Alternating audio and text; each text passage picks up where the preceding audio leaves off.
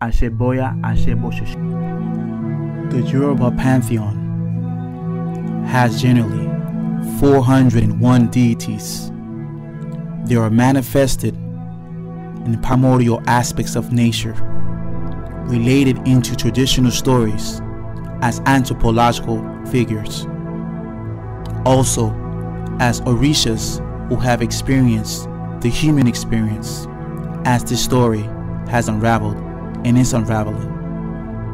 From my perspective, what is the point of receiving orishas without taking the time to understand and grasp their history, their origins, and their trajectory?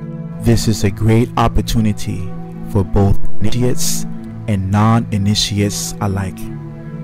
In continuation with the mystical life of orunmila and orishas, the disagreement among siblings.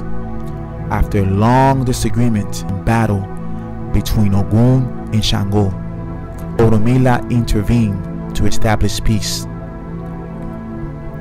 Shango, after many wars in the northern regions, returned to Oyo Kingdom to establish his empire. Ogun and orunmila went to Elisha, the easternmost part of Africa. As they journeyed into the forest, orunmila's consciousness transcended time and space. Orunmila has the ability to go back to the remote past, the present, and far distant future by consciousness. As he went back into the remote past, he remembered the giants who ruled in the land. Ogun simultaneously was aware of his environment in the present moment and noticed a beautiful woman bathing in the river by the name of Aina. She is also known as Oshun. As he backtracked his steps to not be noticed by Aina, he bumped into another orisha by the name of Oshosi. He is the divine usher who lives to this day in the cauldron of Ogun. Ogun asked Oshosi, "What are you doing here?" Oshosi replied by saying, "I followed a trail of blood and it led me here, and behold, a beautiful woman right before our eyes, bathing in the river."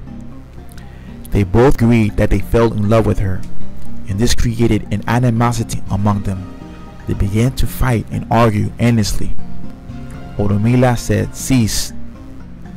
In order to resolve this matter, how about you guys plan to marry her by dressing the best possible and asking her in marriage and speaking to her parents and make her make the final decision. By Ifa, make a promise that whoever loses this challenge will not fight his brother." They both agreed not to break that oath. Ogun was blessed by orunmila. Orunmila gave Ogun a mystical perfume from ancient Egypt, and his crown was blessed by the scent. Orunmila told Ogun, "Not tell anyone, but you are favored by the gods." Arrived, Oshun noticed Oshosi's physical stature. She was impressed by his strength and ability as an archer. However, she noticed Ogun's crown was emanating an energy, and he appeared as a physical god in the flesh. By this observation, Oshun had made her choice. She stated that she will be with Ogun. Oshosi immediately, with a gesture of respect, stated, "I'd rather fight a lion with my bare hands before I disrespect you or my brother. Now on, Oshun, you will be considered my sister, and I will do the best I can to provide for this marriage." Apart from Oshosi, many more people contributed in this marriage. Along with Shango, he noticed an opposing army was going to invade that land, and he put a stop to it. Shango traveled to Persia and India to provide many gifts. Ogun was impressed and thankful for this gesture. Till this day, in the Ifa Lukumi tradition, the covenant between Oshosi and Ogun is still established. Today, Ogun represents a physical cauldron with 3 legs and 7 tools. Oshosi, represented by a boring arrow that lives inside On's pot, representing the covenant that they have established in this story.